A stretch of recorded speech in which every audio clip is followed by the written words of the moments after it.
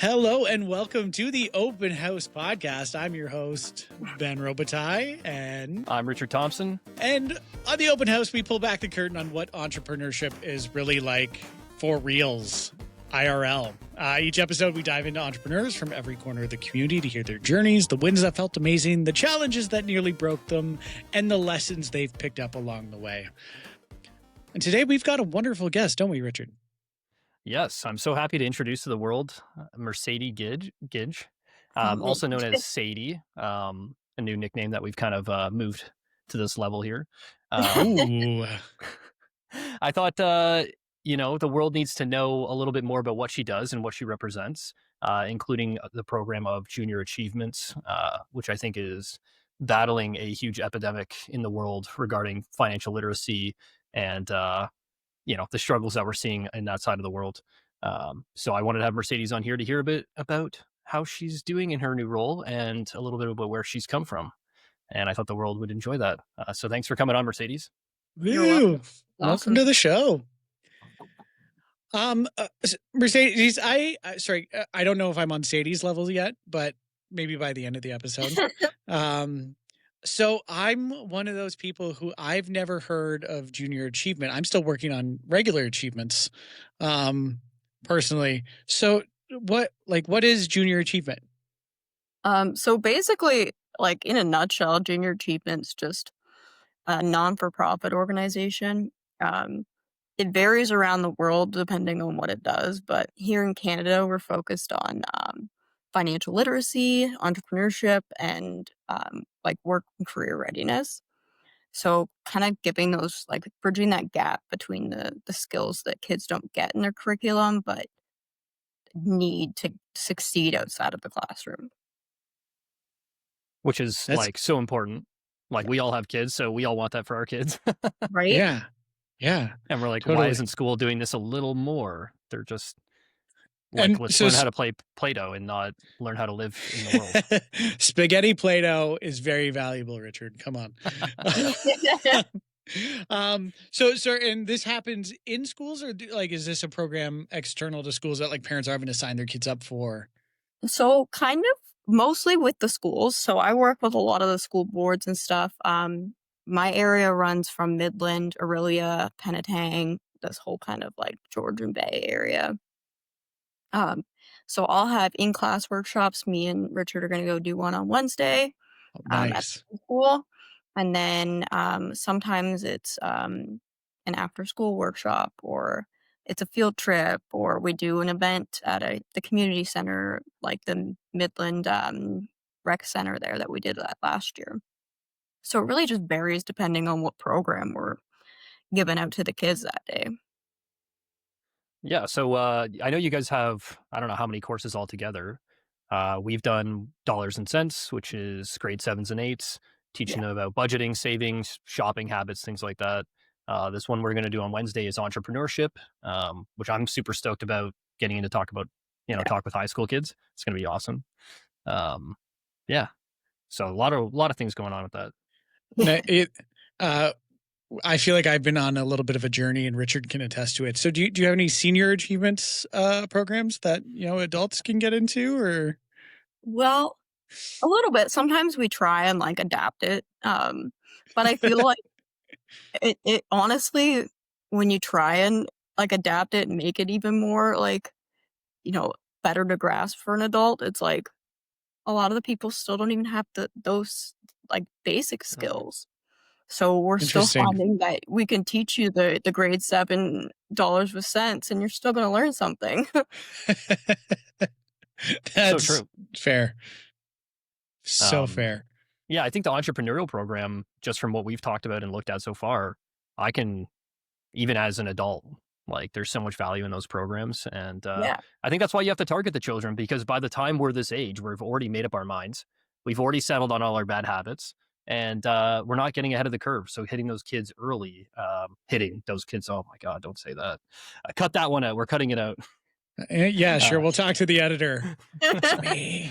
But yeah, getting to the kids early, and when they're malleable and able to be molded, and they have dreams that haven't been crushed, it's impactful. Right? No, but it's for real, because I found even when I left high school, I was lost. And I'm Right. still trying to fix the mistakes that I made leaving high school now. And it's like, well, if I had just had somebody that was like showing me that all this stuff is important from the get-go, then maybe I wouldn't have felt so like completely, fixing mistakes from 10 years ago, like 15 years ago now.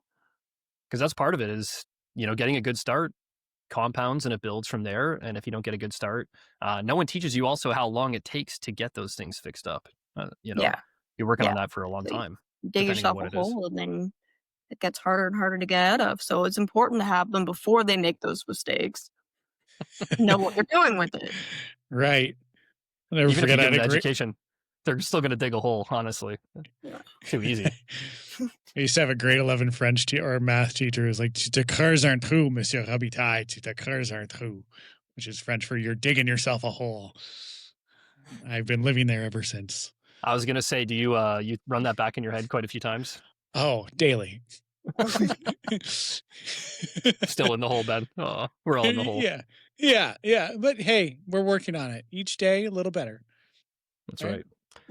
So Mercedes, I've known you since Junior Achievements. I didn't know you before, so I know a little bit about you just from talking. But enlighten us on how you got here. How did you get to Junior Achievements? What type of skills have you acquired on your journey through working and experience to find this fit with Junior Achievements? Yeah. So I've done a lot of sales, like a lot of my background's in the sales sector. So I used to work for the Holiday Inn for a while in their sales department.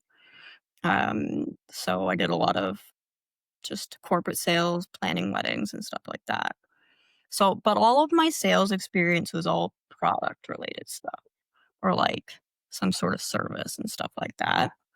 Um, and then I moved up here to Georgian Bay and was looking for a new job because I didn't want to commute. And um, I found I didn't really even know about Junior Achievement myself when I moved up here. So when I found it, I was like, oh, so this is kind of like a sales job in a sense. Like I have to sell the programs to the teachers. I have to sell the programs to the people that are going to fund them. So I feel like that kind of transferred over really well.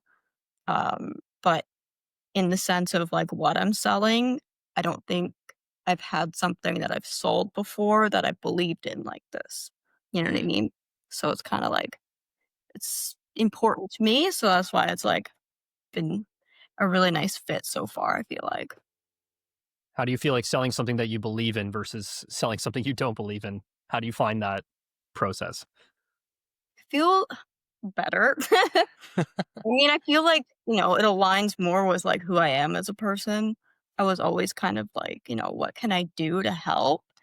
And just be like, okay, yeah, I'm good at sales and I'm good at talking to people and building those relationships, but I was just trying to find a place that fit for me where it was like, okay, I wanted to do something good with that instead of just like selling hotel rooms or water softeners or whatever it was at that point in time, right? Oh no, you sold the water softeners? No. I did for a while.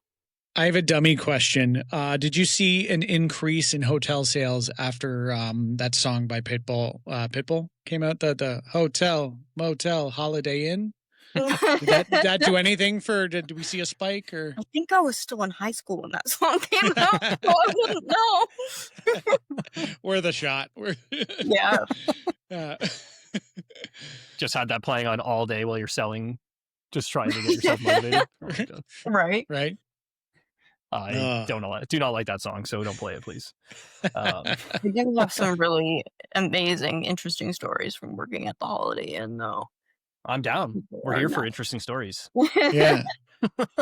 If you're willing to share. Sure. I mean, the Holiday. It's a hotel, right? Like crazy stuff happens there. But we had the entire convoy from all the truckers that came to Ottawa. We had them stay at our hotel. Huh. That was a mess.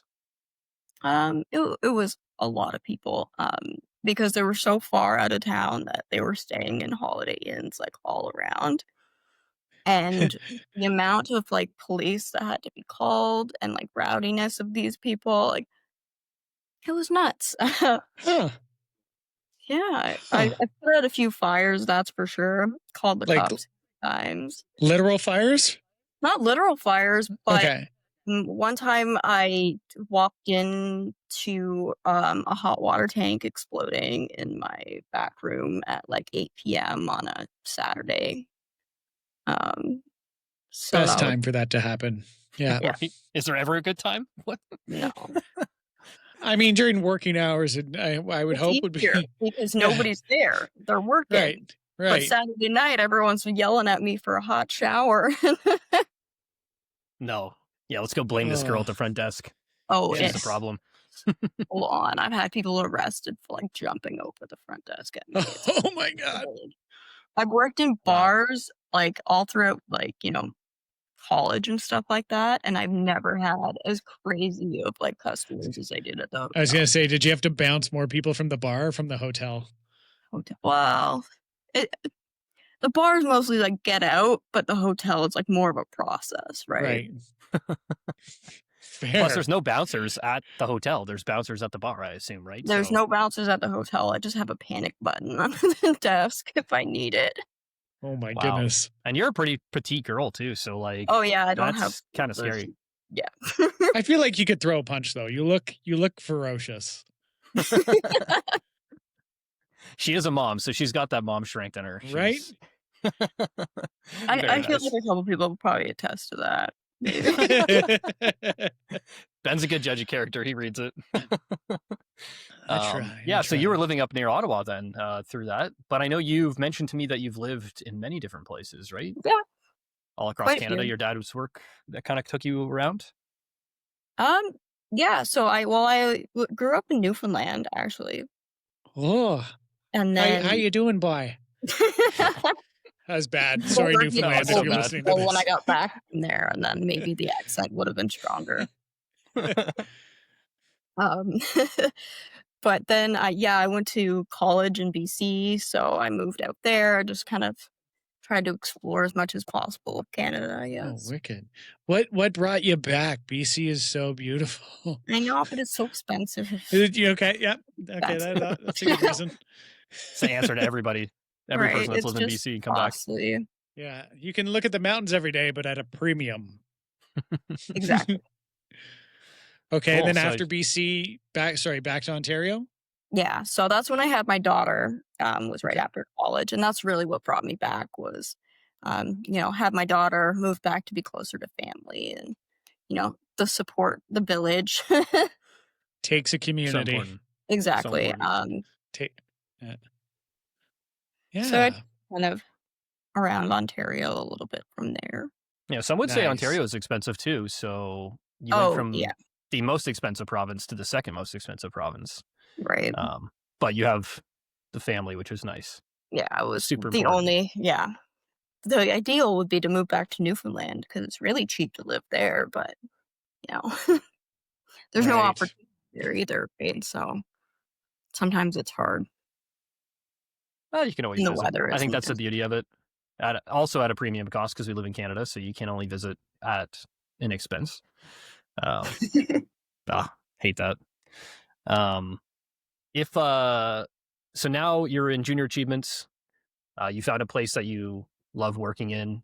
You're selling a service or a product or a beautiful idea to these schools. But that sounds amazing. What are the difficulties that you're coming across in this? Because I think you've mentioned to me before that getting into some of the schools is kind of difficult or getting clear communication. What is that like? Yeah, along with myself, like the teachers themselves, and it's not to blame like teachers or other people or anything like that. It's just the way that it is. Teachers already have a million things on their plate. So I'm sitting there asking them for their time, giving up their classroom time. I'm like, oh, okay, can I come in for a whole day and just, take over and then we'll figure it out, or asking like even like you guys to volunteer for the day and like give your day up to go teach these kids this program. that's the hardest part, is just the sacrifice other people have to make for it to happen, right? Now, teachers might shit on me for this comment. That sounds lovely. You want to take my class for a day? Oh, Right. have at her. Right. But Teach them valuable skills that'll last them for their entire lives and make their lives better. Please. I'm right. going to be scrolling on my phone in the corner and maybe listening and learning something myself, to be honest. Right? But They do. They do learn themselves. And it's a lot of fun. Like, a lot of the times we're playing games, like the kids get really engaged.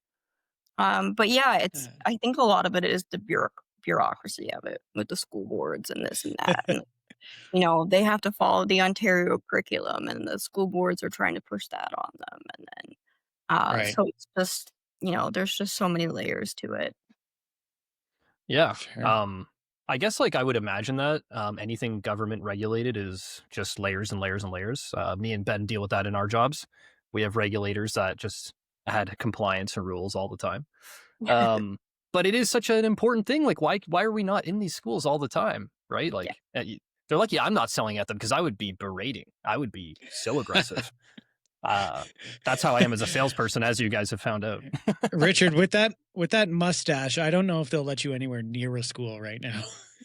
Yes, I guess I should shave before Wednesday. Darn it. Yeah. But yeah, no, I would be so pushy. I do believe in it a lot. Many years ago, even before we met, before Junior Achievements ever came into my life, I think it was 2019, 2018, before I actually thought about starting a business that would do this exact thing, you know, make money somehow going into schools and teaching kids about this very important part of our lives that we all have to deal with, whether we like it or not. Exactly. So I actually had that business idea, and then I met Junior Achievements, and I was like on board right away, because I just believe in that mission. I see the gaps all the time with clients. So exactly. I feel like the people that I find have the most knowledge about this stuff are people that had parents in the industry. Like, oh, your parents were bankers, your parents were this. They know, but everybody else was just kind of, you know, they didn't get that opportunity. I just want to make sure that all the kids have the opportunity. I love that.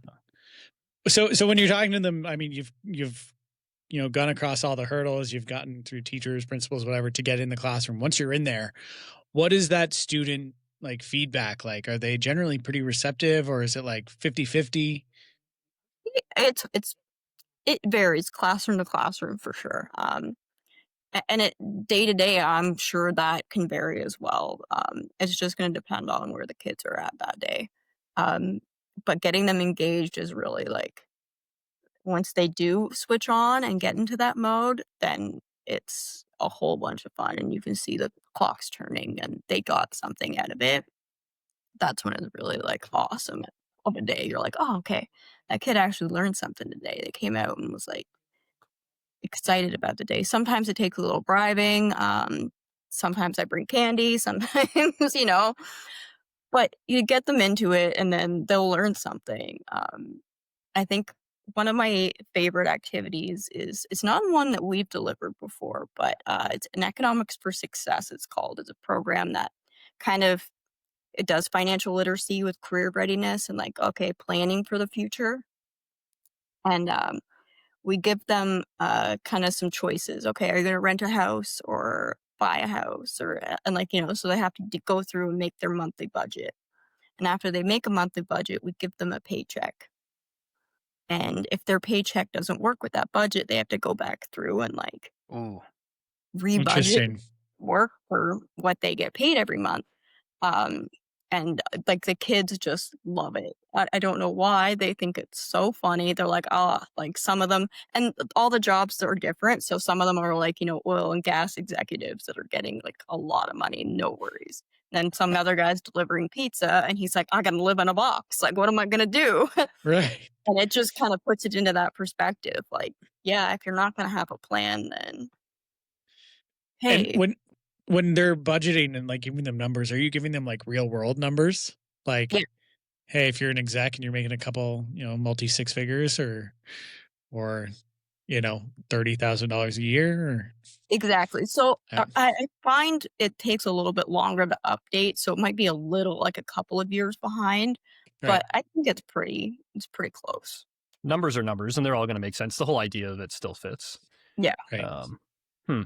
Yeah, I think even from my experience of doing it, it sometimes depends on the kids, right? You get into a class of grade 8s, and some kids are just there to learn. They're stoked, they're excited, they're motivated, and there's some kids that just can't pay attention. And you know, and I get it because I was a kid that could not pay attention in school and just easily distracted. So I think it just depends on the kid. I think But day by day too, like I never book them on Mondays. Like I would never do it on a day like today because nobody wants to do anything on Monday.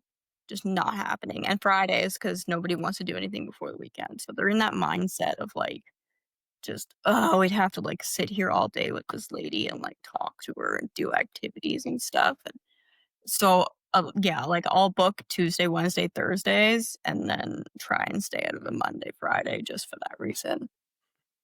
Nice. depends on how much Fortnite these kids played before they went to school in the morning. Depends on their attention span. For sure. Oh, shit. It's weird because we don't deal with kids like other than our own kids, right? So like really hard to get in the mindset of a teacher every day. We deal with adult children, it seems, a lot of the time. Adults that haven't had these programs. But I find the kids are like, they're willing to learn if you can hook them on. Like I've had kids that were not into it at the beginning of the day. They're like, oh, we're gonna learn about money and like budgeting and interest and all that stuff. And then by the end of the day, that's the one with their head in the book and, you know, trying to fill out all the activities, trying to make it work and figure out what he's going to do with his paycheck kind of thing. And that's what kind of like learning those moments of like how to get them in that moment of like switch that, you know, perspective into participating sometimes. Like that's where it really matters. And even if that just happens to one kid every time you go into a classroom, then like, okay, I could do something right today. That's cool. That's really I think cool. you're selling the kids on like the lifestyle that they're going to have if they follow along and like do these things or practice these things. Exactly. Because I think that's a lot of us didn't really, you never been an adult. You don't know what the consequences are of not taking care of your credit card or paying your bills on time until it's a problem. And if someone would have told me that a little ahead, it would have been better. Wouldn't have done that. Yeah. But it didn't happen that way. At least not for me. Like I don't remember a single like part of school where they tried to teach me anything. Like I don't know. I was like learning what a mortgage was coming out of college. Like what? Yeah. I remember I had a teacher who used to have their students like they'd get a budget and they would have to plan a trip. Right? So whatever you'd plan the trip, you'd present the trip, and then at the end of this project, the teacher had like 25 planned out trips with budgets that they could just like go and take in the summer. I thought it was like the smartest thing. Right. So, I mean, that was like the closest like I ever got to budgeting, but like trying to make like, you know, you've got X amount of money, you've got to do all these things, like trying to make those puzzle pieces fit together. It's like, it's kind of fun. It like, is. I'm going to say it's fun. It is. And once you get their brains into that mindset, they're like, oh, okay, yeah, this is interesting. I want to make this work. Right. We have this one that for the dollars with cents where we make a budget for like a fundraising activity and like figure out how many people we have to invite to make this much money to like donate to the charity or whatever. And I found out that the school we're going to on Wednesday, they do it with their grade 12s, and the grade 12s plan all their budgets and do all their fundraising events for the school for the whole year. And that's how they learn like budgeting and stuff like that. And I'm like, that's great. So now all these kids that we just taught that budgeting activity to are going to go into the school and already know what they're doing. It's fun. Wow. You know, I need to learn how to plan a trip. I don't have that skill. It just overwhelms me. I married into that skill set as well, to be perfectly honest. So did I. That's why I don't have to take care of it. Right? Like, you got it, Emily. Go for it. Yeah. Whatever the passenger price equivalent is of like trips, That's where we live. Yes. I don't even know where we're going half the time. Like, oh, there's a plane involved. Okay, great. Tell me what I need to do and where I need to be, Yes. and I'll have a good Am time. I packing That's for all you hot need. or cold? Yeah. Sounds about right. Yes. Yeah, it's nice to have. Cool. I wanted to kind of dig a little bit more into your sales experience. Just, there's a lot of people that we're hoping that are listening to this that are wanting to be entrepreneurs. And if you're an entrepreneur, you're selling all the time because you're selling your business to someone else. But in your sales experience, what do you think is one skill that, you would want to share with others or think benefited you in sales or your life?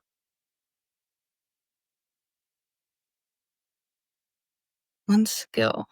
That's a good question. I mean, there's a Like, lot what of do you think? skills. What makes you a good salesperson? If you think you are a good salesperson, what do you think is your charm? What do you think makes you a good salesperson?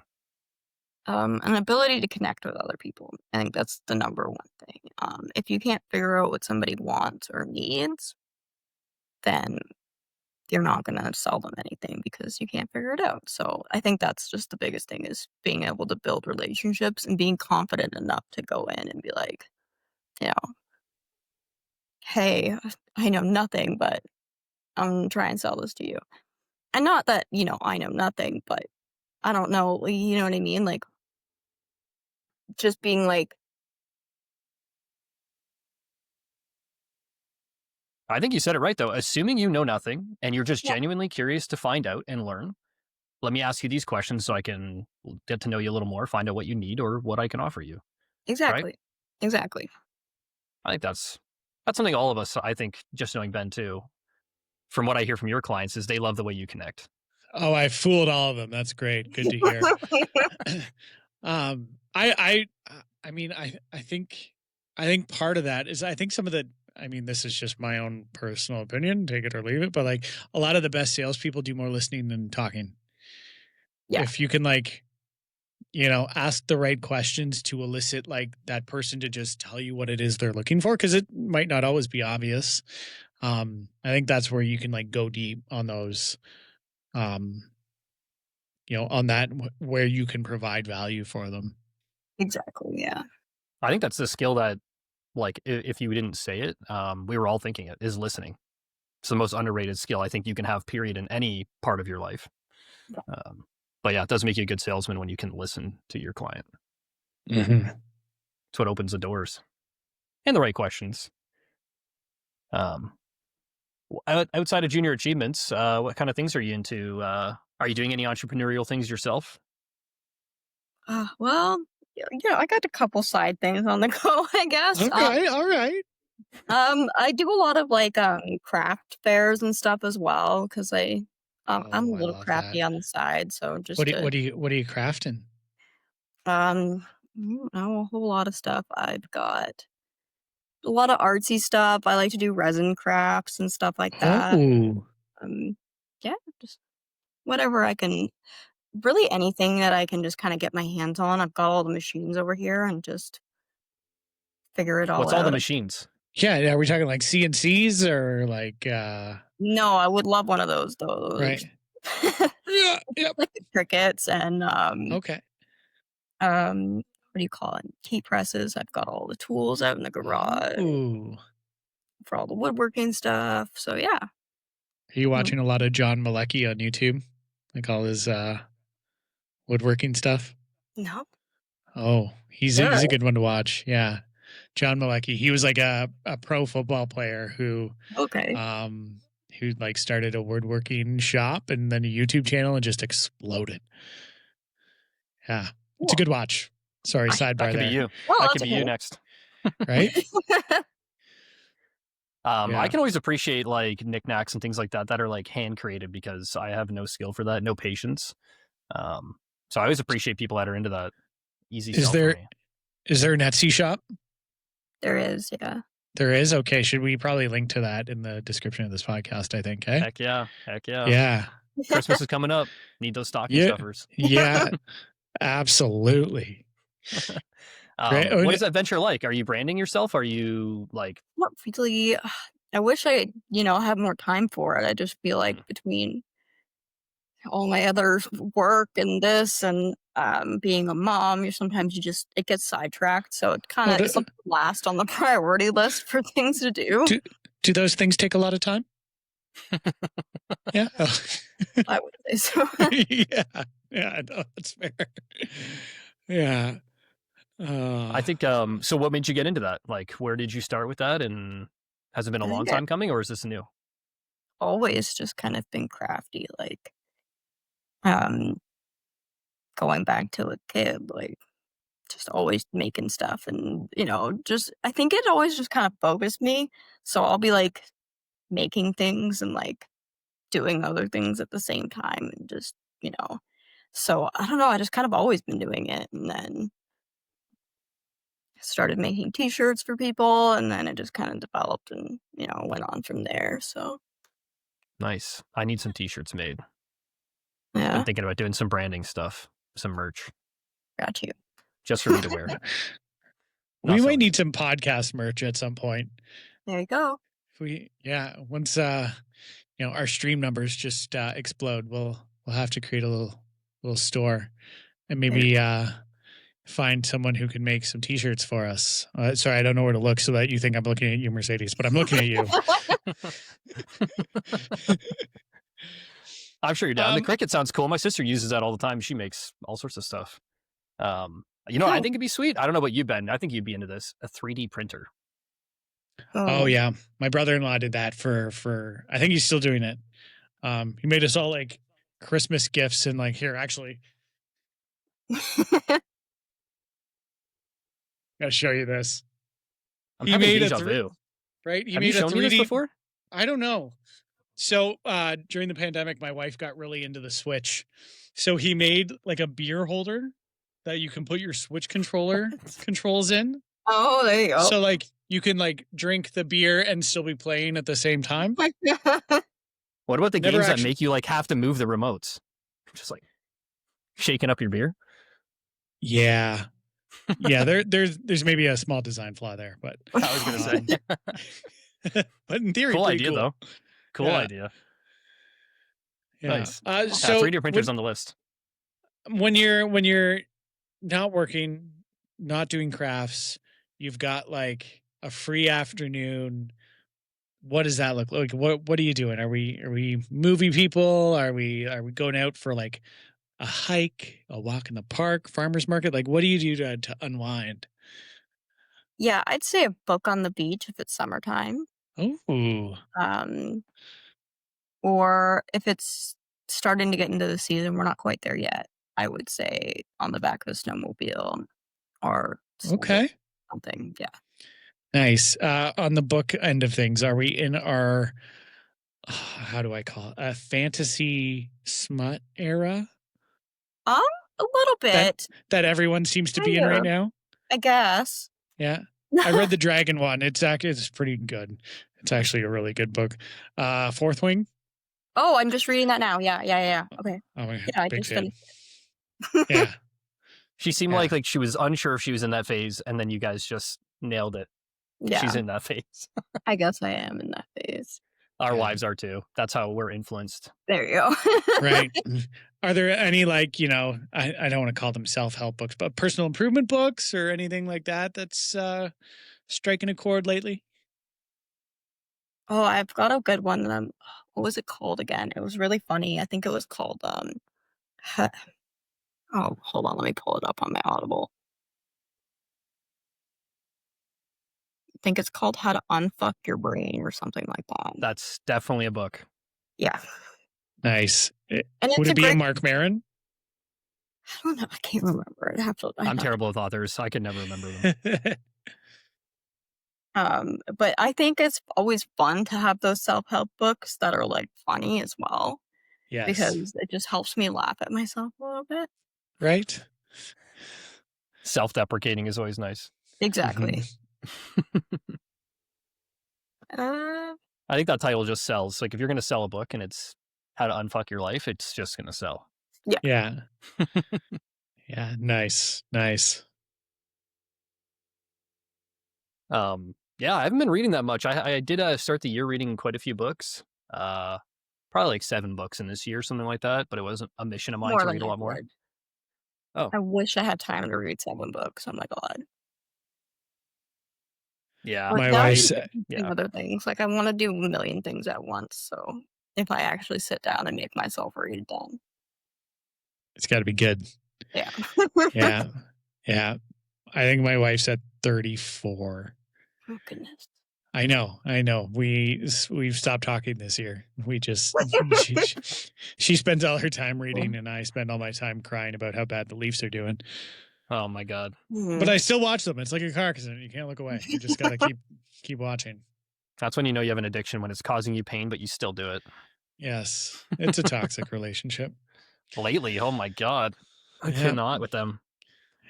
Yeah, It's like not even a hot topic. yeah. Hopefully, when this comes out 2 weeks from now, this is they're No like, comment. what are these guys talking about? They've won like 4 straight. This is why you keep watching. You have this like positive spin on it that is not gonna happen. Damn it, if I don't believe. Yeah. I don't want to burn your fire out too bad. Thank you. I'm hopeful too. It's a flaw. Are you any hockey fandom in you, Mercedes? Yes, but I'm not a Leafs fan. I'm sorry to say. Habs, I think, right? Yeah. Oh, zut alors. Must be a Newfoundland thing. It's a Newfoundland thing. It is. Yeah, I think so. Right. Emily's Yeah, Emily's side of the family's all from Newfoundland, and they're all Habs fans. So that's kind of my prediction on that one. Most of my family's Oh. Habs fans. guys, I'm so sorry to hear that. If you need to talk about it, my phone's always on and I'm available. Yeah, she's like riding a highway. We're complaining with the Leafs, and the Habs are just decimating everyone. So well, no, they're on a bit of a slump lately. well, But those Jackeye brothers, oh gosh, they looked frightening. they are huge. Yeah. We're getting sidetracked here. Just a little bit. Yeah. That happens. And welcome back to the show, everyone. Are there things that you what is your hope for JA in the next couple of years? Like, I'm sure this is probably a role you're planning on having for a while if you're that into it. What is your hopes for it? Like, how many programs do you want to do and all that kind of stuff? I mean, every year I want to grow bigger, but the idea would be, because it's just me up here, really. I've got another girl that I kind of work alongside. We don't even really work together that much because her region is Wasaga Beach, Collingwood. And then I'm Midland, Penetang, Aurelia, Muskokas, all around there. So I would really like to have more just influence up here, because I feel like we've got such a good thing going on in Peterborough, where our head office is.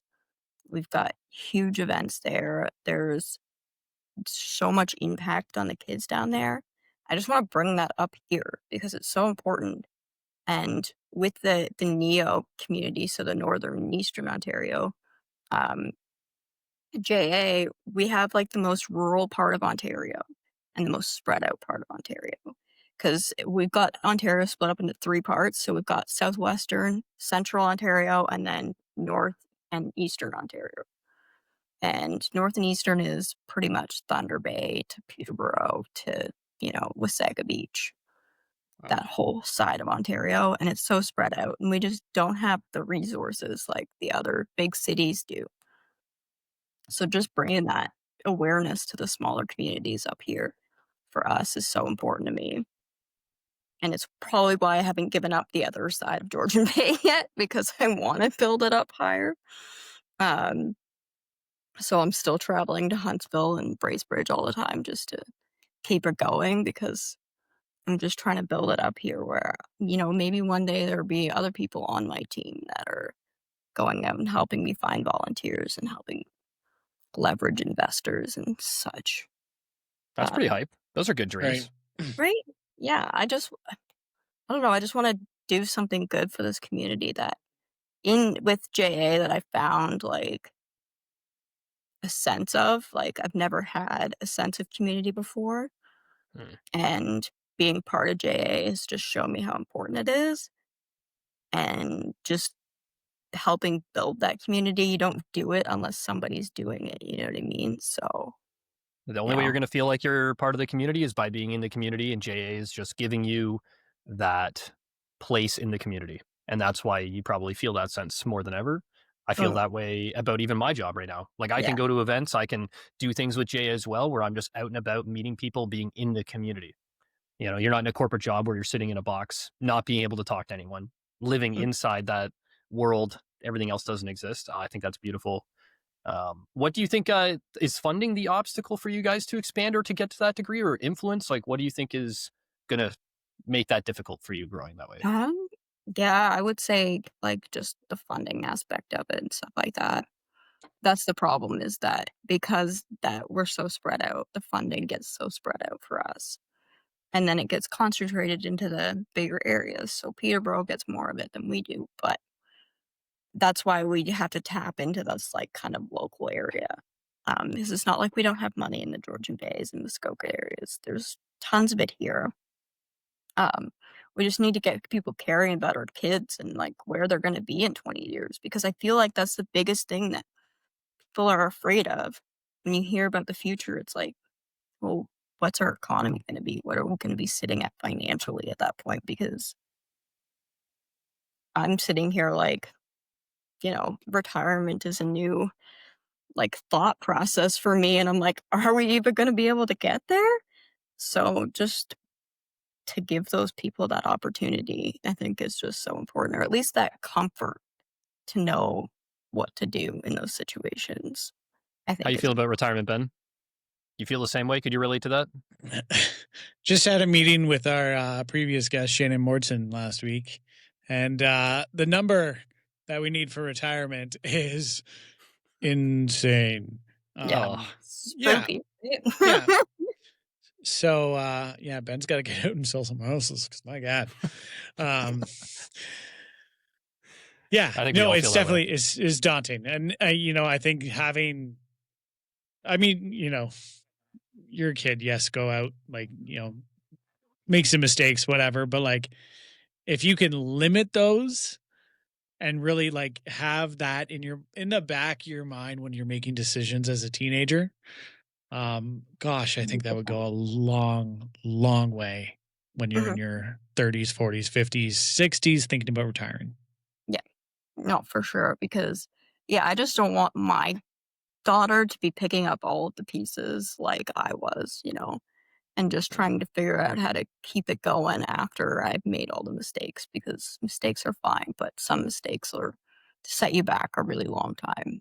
And just giving that people the opportunity to know what to do before they make them is so important, and to get them throughout their life. So like if I get them in, do a workshop in the 3rd grade, and we're talking about, just what money is and spending money and like thinking about what we want versus what we need, versus then, how do trade lines work and how do countries get what they need from here to there, and or are we budgeting actual events and this and that? And then as we go to high school, like be pitching business ideas and actually running businesses with our company program and stuff like that.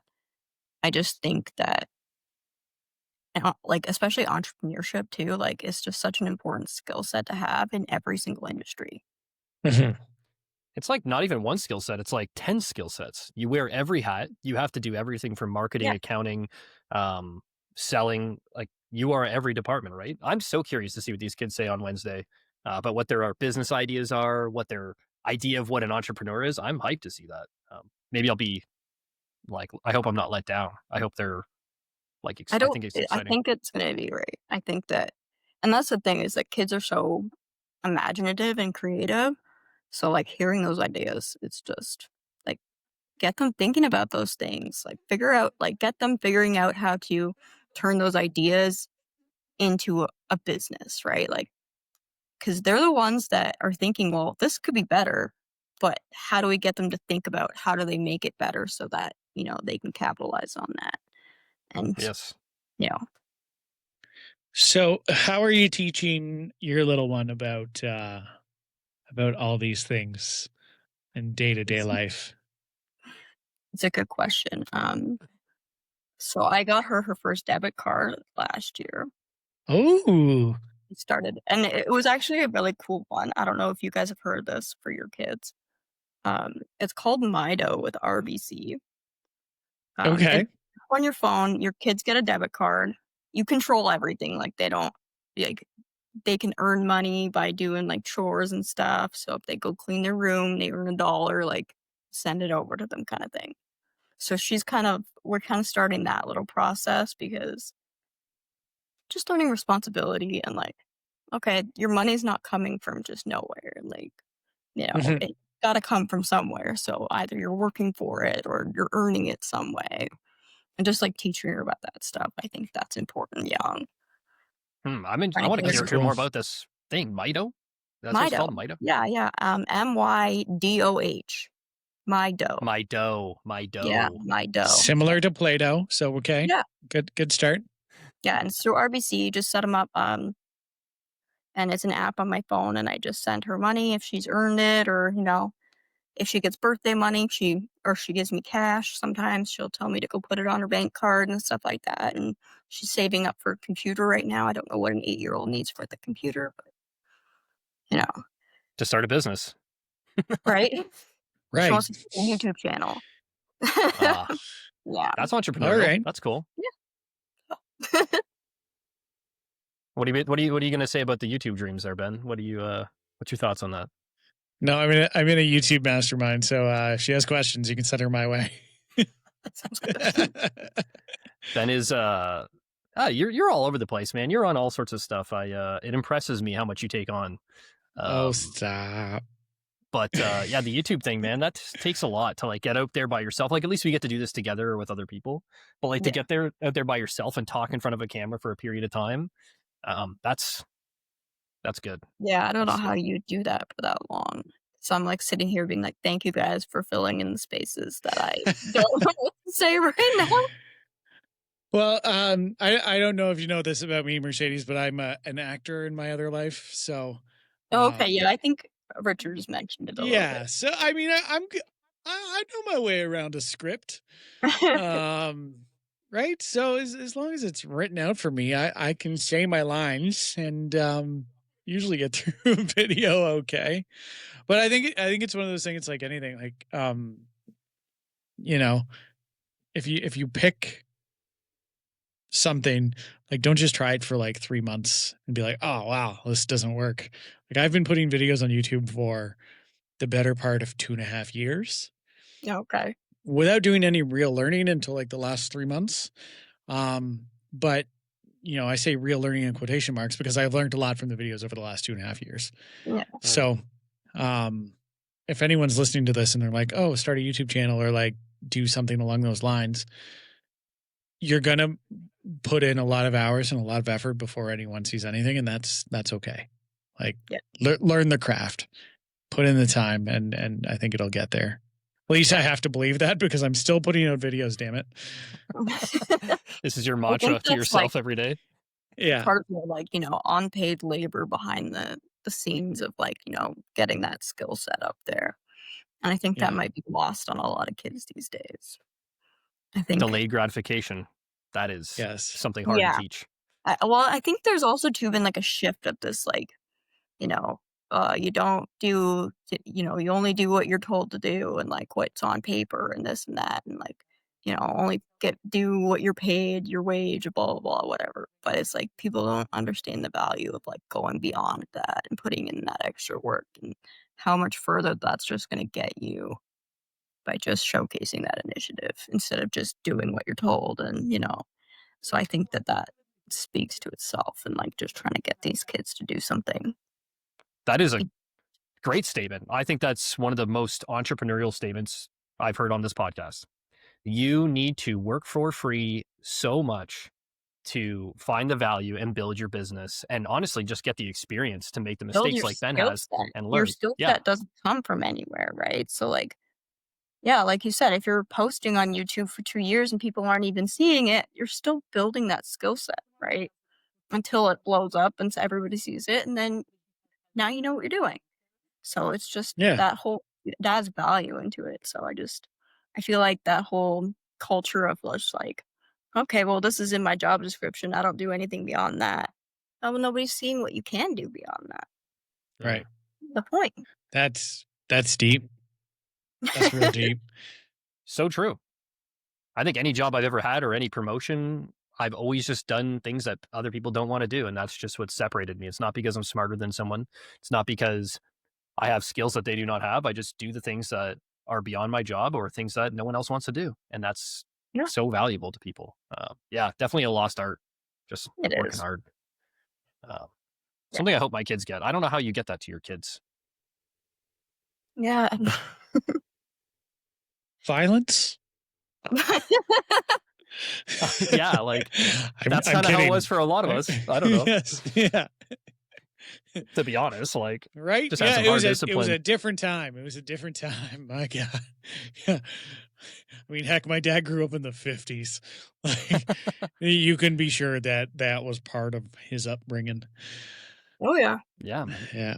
I think that's like as a man just saying this, like I love my dad. I have a great relationship with him, but yeah, he had to do what he had to do. And honestly, I think sometimes that is why I work so hard. It's just that hard, I don't know, just pressure.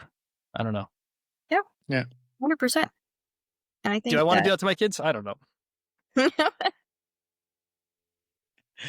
How young is too young to start charging them rent? Because I've got a 19-month-old and I'm thinking, we're probably a couple months away here.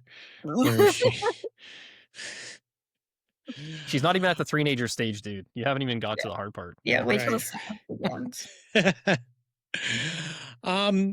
Mercedes, you've been in a lot of classrooms. Kids are generally, in my experience, hilarious. What's some of the funniest things you've seen kids come up with in classrooms? Oh, okay. So my favorite was we did a skilled trade summit at Georgian College in Bracebridge. So we had a bunch of high school kids come in and we let them use the tools and the CNC machine all day.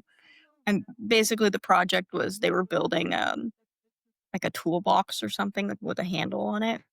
And they can see that they made a label for. And these kids were so funny because they could put anything. They didn't have to put their name on the label or anything. Like they would just put whatever they wanted. Oh God. And they're sitting there with, 15, 16-year-old kids that are saying the funniest things on their full on swear words, full on just raunchy things. And I'm sitting there just what? And my boss is there and he's in his 80s, just old. He has no idea probably. But these kids just full on just really dumb things on their toolboxes. And I'm like, that's high school kids for you though. I mean, right. Was it sneaky funny? Was it hey, my name is Hugh Janus? Or anything like that? Or was it that would be more creative, I feel but no. It was just mostly just just can imagine. What do you call it? The Gen Z talk now or whatever. Oh yeah. Stuff or it was just that's a language I don't understand. No. Yeah. Gross. Nice. Nothing else, other crazy things happen? I thought there'd be crazier kid stuff. No. They're actually, I feel like they're mostly well behaved because I only see them for one day. I think one I like though is sometimes in dollars with cents. I figured out what to do with those JA dollars, by the way. That we were struggling with last year. We give them out to kids that are just doing well. And it's a prize at the end of the day. Whoever has the most money, basically.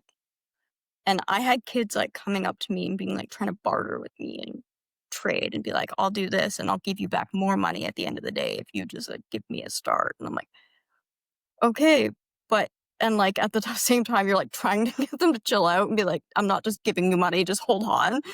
But at the same time you're okay, they're actually getting into it and they're learning about the spirit of it. I'm trying to okay, you're gonna make a deal with me. They're trying to be entrepreneurial and just being well, this is why you should give me this money right now. I'm okay, that's the best part of it is even though it's silly and you're trying to get them back on track, you're okay, but they're getting it. They want to kind of show you that they're understanding it. Teaching kids how to be con artists. They are con artists. Are you kidding me? They already know what they're doing there and giving them more skills. When we were at the last school there last year in the spring, some kid was trying to get me to give him a loan. He's like, give me a loan for this much. I'm going to do this and then I'll pay you back. I'm like, what is going on here? Was it a good idea? No. It's If hard it was. graders though. Right. I invest my money pretty loosely, so he almost got me. No. Almost like the Prince of Right. Nigeria. Nice. Weirdly enough, Yes, my you're sister's dating a exciting. guy and his name's Prince and he's from Nigeria. Oh. And I was like, this is a scam. Have you met him? I haven't. He's not Oh, real. I swear to no. God. Yeah, I know. She like tells me, I'm like, what did you just say? You're sure. I feel like that's Wow. the classic, like, sitcom, whatever, like the kids in the States are like, oh yeah, no, my girlfriend, I just sounded very Canadian saying that. Oh, my girlfriend's in Canada. Like, oh, sure. Yeah, totally. No, I really have one. I promise. Yeah. Nice. Few final questions I have for you. I guess yeah, we talked about that. What can we do as people in the community? How can we support you or support JA, get the influence or the funding? Is there things that, like, you don't ask me to help you in that regard at all, to promote you or anything like that? Is there things that we can do to help that? I think what Richard is saying is he's willing to donate 100% of his commission for the next 6 months to JA. Is that right? Is that what you're saying? Wow, that was aggressive. I was gonna say that's pretty aggressive. Ben, you read my mind. How'd you know? I read people, man. Yeah. But yeah, how do we help Yeah. you out, or how can the average person help JA? 'Cause Yeah, I I think a mean- lot of people believe in this. I think just anybody can help out. I mean, if I have a volunteer, that's 90% of my work done. If I have somebody that's willing to go into the classroom with me, that's sometimes the biggest challenge, is just to get somebody into the classroom. And they're scared. Most people are afraid to go and do something new like that. And just a lot of the times they're the real house. Most people haven't taught a classroom before, like 12-year-olds. It's different. But so just even supporting that way, or like, if you know anybody that like is a teacher, or like just talking to them about it, stuff like that. I'm trying to get more involved in like a community sector and stuff like that, like the Rotary clubs and stuff like that, and just trying to like round up funding from different places. But yeah, it's just sometimes that's the biggest challenge, is just to get people willing to give their time. So if anyone's listening to this and wants to volunteer, what's the best way to get in touch with you? You can email me at my JA email there. I don't know. We'll throw it in. We'll throw it in the description Yeah, for absolutely. anyone. I can throw you guys the website as well. You guys can sign up to be a volunteer through the website, and it's as easy as that. Okay. It's not Yeah. as easy as that. You got to get a background check and you got to sign Yeah, a I bunch know, of but I'll paperwork. I'll do it all. They don't I just do let need you to into get- schools for nothing. And that's why it does take a little bit of time to get people trained up and ready to go into a classroom. And I feel like that's the biggest like hurdle, is just to get people to give that time into Right. waiting for the background check, getting training, getting in that classroom. All of those things take their time. So how does it feel when you reach out to someone like me that has done it in the past but hadn't done it for a while, and they're like on board right away? Is that like the best case scenario? Yeah, absolutely. Absolutely. Like, oh wow, this guy's like super down. What the heck? Yeah, This is crazy. it's great. It's when anybody's like, I want to get in the classroom. Awesome, because it's so hard to find people to give that time up to be there for the kids. But that's what we need, because we're like, Jay is a nonprofit. I'm not trying to we're not making a profit off of any of this. All the money that we get made goes back into JA. So asking people to like donate money and time and stuff like that. It's not always easy because everyone else is busy. Like we all know we're all busy parents with other like 5 other things on the go. So having to ask other people to like just give all that stuff up to be like, but it's important. It's kind of what makes community important, especially I find in these small towns. Like us in Midland here is such a like close knit community that it's what makes it work, and what makes our small towns up here so thriving still. Because like I've seen small towns that are rural that just don't have this kind of close knitness that don't work as well. We got special aura in Midland. This area is It's true. It's magnetic. It is. But it's things like this, people like this that make it all. I wish every place was as fortunate as that, but I thought that's why it was important to have you on, Mercedes, because I feel like what you're doing just represents a big problem, right? It's like the solution to a big problem we have in this country. I hear from complaints of parents all the time about the lack of financial education in the schools, and they can't help their kids because they didn't have it. And I feel like this just has to be something that could be more regular, more common. So we need more people like you doing this, more people like JA, I believe. Yeah, and that's definitely cool. Anything else you wanted to ask there, Ben? Yeah, last question. And Richard, I'm stealing this from you, so I apologize. If you could give yourself, your younger self, one piece of money advice in like a single sentence, what would it be? Oh God. That's a good question, Richard. Oh my goodness.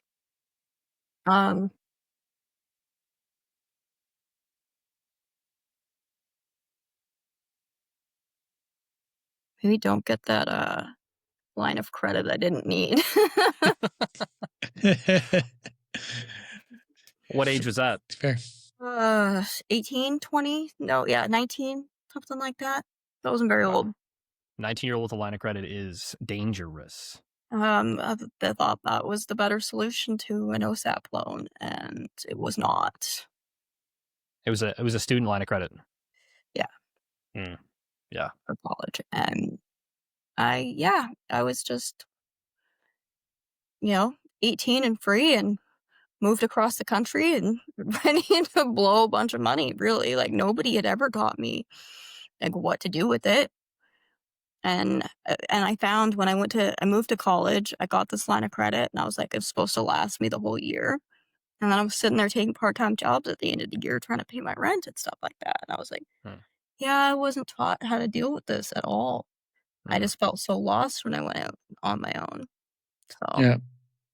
It's not even just like the dealing with the money. It's like the social pressure of going to a new place with friends. There's no parental control on you. You have this freedom and you have the money to go with it. How do you say no? How many other 18-year-olds are doing that? Everybody gets, most of us when we're 18, 19, 20, we're leaving home for the first time. We're going out on our own. We're trying to make our own decisions. And when nobody's walked you through that process before, then you're not always going to make the right decisions. Crazy thing, in the bank, if you say you're going to college and you want to apply for a credit card, it will be automatically approved. There's no application process. They just give them away to students that are going to school. It is a true bait. Yeah, it's crazy. They love kids going to school with credit cards. Unrelated, do you have to prove you're going to school or can you just go in and say that? Yeah, you do have to show a letter, yes. Damn it. At some point, I think you could just go in and say, like, they do prove it now. But yeah, man, like they love doing that. And then that just creates a snowballing problem, right? Just never gets better. Yeah. And to me, like, I feel like it makes more sense for the banks to create better customers anyways. Like, why don't you want these kids to go out there and succeed and like do better financially? Because they're going to turn around and be your best customers in 20 years because they're going to have all this money to invest in your bank. So I think they can make a lot of money paying on interest on your forever present debt. It's true, right? So it's like, I don't know, but yeah. Yeah. Yeah, because you think about it, if everybody's financially stable and everything goes right, we're all mortgage free, and that is like the big ticket item, right? So if like we all do the right things and We would take smaller mortgages. We would have bigger down payments. And that's where they don't want it to go to. So, yeah, it's really a nasty, nasty world. Not a fan. Yeah. Mercedes, or have we reached Sadie's level yet? Yes, absolutely. You can call me Sadie's. Sadie. Thank you just so Sadie. much for Sadie. Not plural. Sadie? Yeah. Just one. Yeah, One Sadie. Singular Sadie. Sadie, thank you so much for coming on our show today. We really appreciate your time. It's been Really lovely appreciate chatting with you. Of course. Very welcome. Yeah. Get your kids in junior achievements, everyone. Yeah. Keep fighting the good fight. Yeah. Yeah. Yeah. All right. And teachers, if anybody teachers watching this, the website will also have a link for to register their classes. It'll have a list of all the programs for your grade level. So Yes. Perfect. And parents harass the teachers. exactly, do it. More so. Yeah. Great. Sorry, teachers. But not sorry. Yeah. Cool, Mercedes. Thanks for coming All on. right. Always nice to chat with you. Yeah, you guys have a great one. You too. I'll see you Wednesday. All right, see ya. Bye. Richard. Great get for listeners out there. I think Richard has gotten all our guests so far, I want to say. Yeah, but I just tell them that you're going to be hosting it, and they're like down. Oh, I'm just kidding. I put it up there, and you spiked it right back at me. Oh yeah, buddy. My goodness. no. Yeah. Good guess, man. But it's so easy. There's just so many amazing people. I do believe in the JA program. I think, just seeing it first person, being involved in it. Wow. Like, I wish I was a kid in that classroom when I was younger. I can't imagine the benefit that they're getting. Yeah, definitely. Totally. Same. Like if you can, I think, I mentioned it during the episode.